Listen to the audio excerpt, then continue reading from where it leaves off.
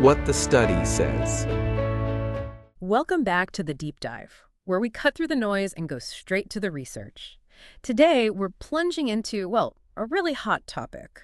Intermittent fasting, or IF.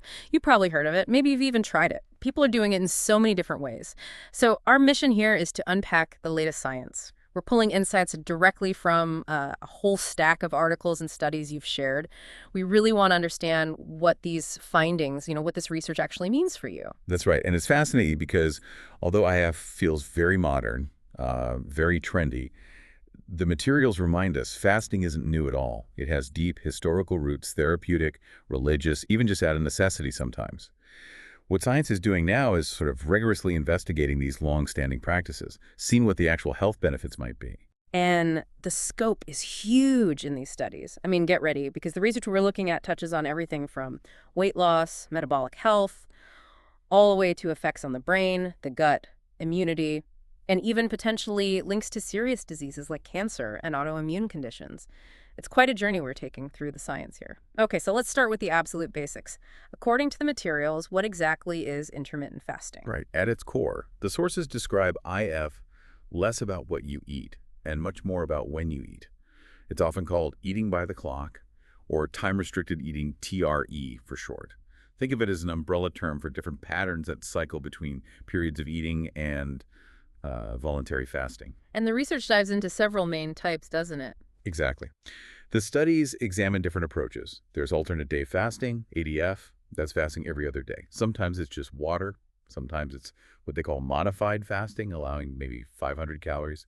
Then you've got the 5.2 diet, which is kind of a modified ADF pattern. You eat normally 5 days a week, and then on 2 days, non-consecutive ones, you cut calories way down, maybe 500, 600 calories. Time-restricted eating, TRE, is probably the one you hear about most. This means eating only within a specific window each day. 16.8 is really common in the studies, 16 hours fasting, 8 hours eating. But some research looks at even shorter windows, like just 4 or 6 hours for eating. And finally, there's something called the fasting mimicking diet, or FMD. This is quite specific, a low-calorie, low-sugar, low-protein plan, but higher in unsaturated fats. You follow it for a few days, maybe 5 days usually. The idea is to give your body some nutrients, but still kind of trick it physiologically into a fasting state. So it's not just one single method. It's more like a family of approaches, and researchers are actually comparing them. Yes, precisely. And understanding those distinctions is really important when we look at the results from different studies. Now, the studies we reviewed, they point to a really wide array of potential benefits. A lot of this is strongly suggested by animal models, okay? But human trials are increasingly exploring these effects too. The big categories researchers are looking into are things like, well, weight loss, boosting immunity, reducing risks for metabolic issues like diabetes, cardiovascular diseases, potential links to cancer outcomes, and even effects related to slowing down aging. Wow, okay, that is quite the list. Let's dig into the research behind some of these, starting with maybe the most common reason people try IF, managing their weight.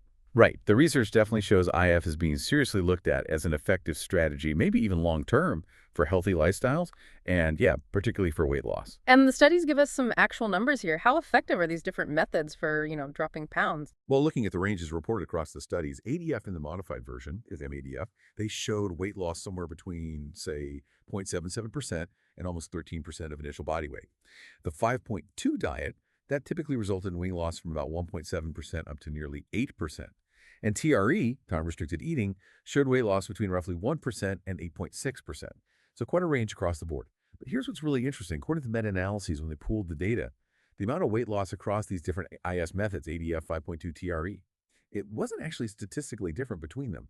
And maybe even more importantly, when EF was directly compared in studies to traditional, everyday calorie restriction, just eating less consistently, the amount of weight loss was often found to be pretty similar. Okay, now this is where it gets really interesting, I think, for anyone trying to lose weight without having to count every calorie. The research suggests that with TRE, just by sticking to that time window, people often naturally, like unintentionally, eat less, somewhere between 10% to 30% fewer calories a day. That's maybe 200 to 600 calories less, without even trying to count them. You just run out of eating time. Yeah, and that could be a huge factor in making it sustainable, right? The sources actually suggest TRE tends to have the highest retention rate in the studies, like 94% of people stick with it. That's compared to maybe 88% for 5.2 and 85% for ADF, MADF. That simplicity, just watching the clock, Might be why it's easier for people to adhere to long-term. So the potential is there. You might get similar weight loss to careful calorie counting, but just by managing when you eat. That seems like a really practical takeaway from the research. It does seem practical. But, there are always caveats mentioned in the studies. Some research hints that the weight loss effect from ADF and 5.2 might sort of plateau around the 12-week mark. Hmm. And while TRE looks promising for adherence, we still need more longer-term studies to see if those results really hold up over years. Oh, and one interesting point from the research in some studies where people combine TRE with resistance training, it seemed to actually cancel out the weight loss effect, possibly because the exercise boosted appetite and they just eat more during their eating window. Interesting interaction there. Right. Now, moving beyond just weight, the sources really emphasize potential benefits for metabolic health, like significantly reducing risks for conditions such as diabetes. Studies are showing these IF regimes can lower fasting insulin and HbA1c, that's your long-term blood sugar marker, especially in people who are overweight or have prediabetes. Yeah, I saw one study mention using cycles of that fasting mimicking diet, FMD. It showed some impressive results reducing several cardiometabolic risk factors at once. Things like BMI, blood pressure, fasting glucose, IGF-1, triglycerides, and CRP.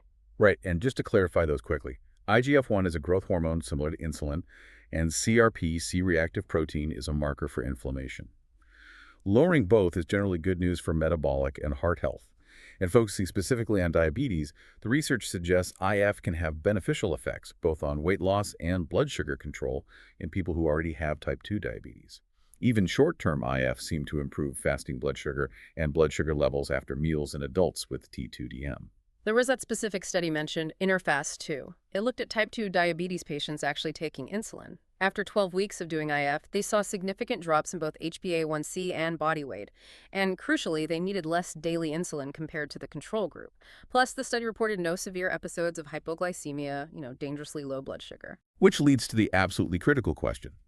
Is IF safe for people with diabetes? And the sources are very clear here. While it can be safe for both type 1 and type 2, it absolutely requires close medical monitoring. Managing medications, especially things like insulin or sulfonylureas that lower blood sugar, needs direct guidance from a doctor based on blood sugar levels.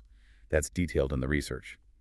The sources also point out there's less clear guidance right now on managing some of the newer diabetes drugs, like SGLT2 inhibitors or GLP-1 agonists, during fasting periods, simply because there isn't as much data yet on combining them with IF. Okay, so definitely promising findings for blood sugar management, especially in type 2 diabetes, but absolutely something you need to discuss with your doctor if you have the condition, no question. Absolutely. And beyond metabolism, the sources really dig into many other quite fascinating areas where IF seems to show potential. Okay, let's unpack some of those. What about cardiovascular health, heart, blood vessels? How might IF impact those? Well, animal studies show some promising protective effects on the heart itself. In human studies looking at TRE, they have seen improvements in blood pressure and some other markers related to cardiovascular health. But interestingly, the results on blood lipids, things like LDL, the bad cholesterol, HDL, the good cholesterol, and triglycerides, were often unchanged in these human trials.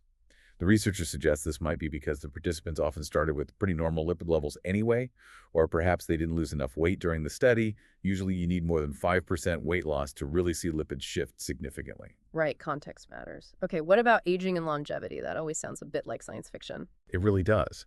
But the research, especially in animal models, is quite compelling. It suggests IF can actually induce longevity and potentially slow down the aging process in these models. How? Well, it's thought to influence some really fundamental cellular pathways. Think of them like internal control switches for cell growth versus cellular repair and cleanup. Specifically, the research points to IF suppressing pathways that promote growth, like one called MPOR, and activating pathways that promote repair and maintenance, like AMPK and something called the IS pathway. By shifting this balance towards repair, these mechanisms are seen as protective and possibly linked to delaying aging, at least in these animal studies. Fascinating stuff. And the brain. Cognition, brain health. Yeah, this is really interesting too. Fasting seems to increase the brain's tolerance to stress and boost protective effects for brain cells. Remember, when glucose is low during fasting, the brain can switch fuels. It can use ketone bodies, which come from fat breakdown. Animal studies suggest IF might improve cognitive functions, even brain structure. And there was a human study in adults with central obesity that suggested IF could potentially improve memory function. The idea is it might affect neurogenesis, the creation of new brain cells in the hippocampus, which is key for memory. It's also linked to reducing oxidative damage in the brain and supporting how neurons produce energy. That's relevant because certain factors important for neuronal energy, like PGC1 alpha, are often found to be decreased in neurodegenerative conditions. Wow. Okay, and the gut microbiome, that's another area getting so much attention lately. Do the sources mention IF's effects there? Oh, yes, definitely. The rhythm of fasting and feeding seems to significantly change the balance and the function of our gut bacteria. The research suggests IF influences how we regulate metabolism and potentially our immune function, partly through these changes in gut bacteria. It affects the substances these bacteria produce, and also things like autophagy, that cellular cleanup process, and mitochondrial function, right there in the gut lining. Time-restricted feeding, in particular, seems like it can induce daily rhythms in the gut bacteria that are important for supporting the gut's own immune defenses. Okay, so gut health, immunity. You mentioned inflammation too. Right. If MS appears to influence inflammatory responses, it can help reduce oxidative stress, that's cellular damage from unstable molecules. There was one study mentioned looking at a 30-day dawn to sunset fast in healthy people. It was associated with changes in proteins linked to fighting cancer, and it also showed an increase in proteins related to the immune system generally. Now, this brings up an important question regarding autoimmune diseases, given these interactions with the immune system. What do the sources say there? A very important question. The sources do show some promising results for helping to control some autoimmune conditions they mentioned, multiple sclerosis and rheumatoid arthritis specifically. The thinking is it works by reducing inflammation, modulating the immune system, and maybe those positive changes in the gut microbiome we just talked about. However, and the research is really emphatic on this point, much more caution is needed for other conditions. They specifically mentioned type 1 diabetes and systemic lupus erythematosus, SLE, which is a chronic inflammatory disease. The studies found conflicting results here. There was even one animal study that showed severe negative effects on lupus nephritis. That's a kidney complication of SLE with IF. They saw disease markers actually increase. So while it might be helpful for some autoimmune issues, the research strongly warrants caution and says much more study is needed, especially for conditions like T1D and SLE. That's a really critical distinction. Okay, and finally, cancer. Obviously a huge area of research interest. It is. The research in animal models has shown some encouraging success for fasting-based therapies used alongside conventional treatments. And some of these early findings are being explored and sometimes confirmed in clinical trials for specific cancers. The sources mention breast and lung cancer as examples. They talk about TRE potentially reducing the risk of breast cancer coming back, and also FMD or IF being used with chemotherapy, showing some effectiveness and maybe even reducing chemo-induced DNA damage in healthy cells in some studies. So we've covered the different types of IF and a whole range of potential benefits suggested by the research. But how? How does skipping meals or eating in these windows actually trigger all these diverse effects? What are the underlying mechanisms the research points to? Right, the sources highlight several key biological switches get flipped. A major one is metabolic switching. When you fast and the glucose from your last meal runs low, your body needs fuel from somewhere else. So it switches. Starts breaking down stored fat, that's lipolysis, and producing ketone bodies from that fat, which is ketogenesis. Your brain and other tissues can then use these ketones for energy instead of glucose. It's literally changing fuel sources. Okay, metabolic switching. What else? Then there's cellular housekeeping. Fasting seems to trigger processes like autophagy. Think of it like your cell's internal recycling program. It cleans out damaged parts. It also influences how your mitochondria, the cell's powerhouses, function. Both autophagy and healthy mitochondria are really critical for overall cell health, and they're thought to play roles in preventing disease and maybe even influencing the aging process. Cellular cleanup. Got it. There are also significant hormonal changes. The research consistently notes reduced levels of serum insulin and another hormone called IGF-1. Lower insulin affects how your body stores fat and uses energy. Changes in IGF-1 are linked to growth pathways that might be involved in lifespan regulation. And one study we mentioned also highlighted potentially positive hormonal shifts, like lower androgen markers in women with PCOS, polycystic ovary syndrome. Hormones. Okay. And you mentioned pathways earlier. Yes. Finally, these changes influence various molecular signaling pathways inside our cells. We talked about AMPK and mTOR before. These are like master regulators that sense the cell's energy status. They affect everything from how much energy the cell uses to whether it survives or triggers cleanup processes. The sources also mentioned that researchers are exploring epigenetic modifications. These are changes in how your genes are expressed without changing the DNA code itself, as another potential way IF exerts its wide-ranging effects. Okay, so multiple interconnected mechanisms at play. Given all this potential, drawing from the research, what are the practical takeaways? And what are the big remaining questions for someone out there considering trying intermittent fasting? Well, safety is absolutely key. The research generally describes IF as safe for many people, reporting mild side effects like maybe some initial hunger or headaches, or sometimes no adverse effects at all in most studies. However, the sources are really consistent in stressing that we still need more investigation into the long-term safety and effectiveness. What happens after a year, 5 years, we don't fully know yet. And they strongly emphasize, again, that anyone with pre-existing health conditions, especially diabetes, but others too, should only try IF under strict medical supervision. That's crucial. Right. And what about that hunger you mentioned? Does IF just make you ravenous all the time? Does it increase appetite? You know, it's fascinating because the research isn't perfectly consistent on appetite. Some studies suggest people don't get a compensatory increase in hunger, meaning they don't just overeat later to make up for it. Other studies, like one looking at early time restricted feeding, ETRF, actually saw decreases in appetite hormones and the reported desire to eat. But then, a big meta-analysis that specifically looked at this question found, well, no clear evidence that IF affects hunger or fullness differently than just standard continuous calorie restriction. So it seems like individual responses might vary quite a bit, and we probably need more research to really nail down the long-term effects of different IF types on appetite for everyone.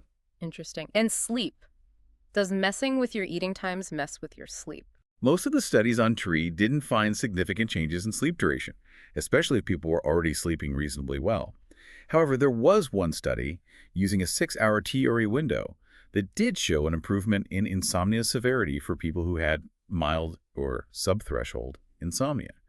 So that perhaps supports the idea that finishing your eating window a few hours before bed, which often happens naturally with TRE, might actually help some people sleep a bit better. Okay. So pulling it all together. While the potential benefits highlighted in the research are definitely exciting and cover a lot of ground weight, metabolism, brain health, maybe even disease risk, it's clearly not some kind of magic bullet. It's not a one-size-fits-all approach. And the significant caution flagged in the research for certain conditions like type 1 diabetes, SLE, and maybe even specific age or gender groups based on limited findings, that's a really crucial takeaway for you to be aware of. Absolutely. And if we kind of zoom out, connect this to the bigger picture, what this body of research on intermittent fasting is doing, drawing on ancient practices, but using modern scientific tools, is really revealing how much when we eat might matter. Perhaps almost as much as what we eat. It seems capable of influencing really fundamental biological processes, from our genes to our cellular cleanup systems to our gut bacteria. And it potentially offers new ways to think about preventing chronic disease and maybe extending our health span the years we live in good health. It really does feel like we're just scratching the surface, doesn't it? Just starting to understand the body's incredible adaptability and what changing when we eat might unlock. Which leads to a final important question, maybe something for you to mull over. As this research continues, as it clarifies the specific effects, the best types of IF, the optimal durations, the timing for different people and different health goals, how might these insights fundamentally change our daily habits? How might it change the way we think about diet, health, and maybe even aging in the future? Definitely something to think about until our next deep dive. Thanks for joining us for this deep dive into the research on intermittent fasting. We really hope this exploration of the studies gave you some valuable insights to consider.